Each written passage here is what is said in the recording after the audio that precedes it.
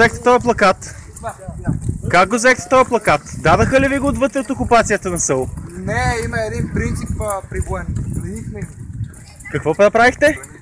Пленихте го със сила, така ли? Да. Супер сте. Ще се обърнете ли за усмивка към камерата? Обърнете, хора, не се крием. Кои сте вие като не се криете? Ще кажете ли? Кои сте вие като не се криете? Ние го казахме там и вътре. По никакъв начин не искаме да се конфронтираме с когото и да е било. Нямате право да влизате със сила в сградата. Има одобрение на ректорския съвет, има закони в тази работа. Има ли някой право да стои вътре и да го? Да, ректората е автономна територия, ректорския съвет излезе с позиция, ректорския съвет менажира ректората, проверете си законите, как се казва, ще ми кажеш, аз се казвам Бисер Дянков. Калин Янакиев, който е член на ръководството на Демократи за силна България, какво търсите?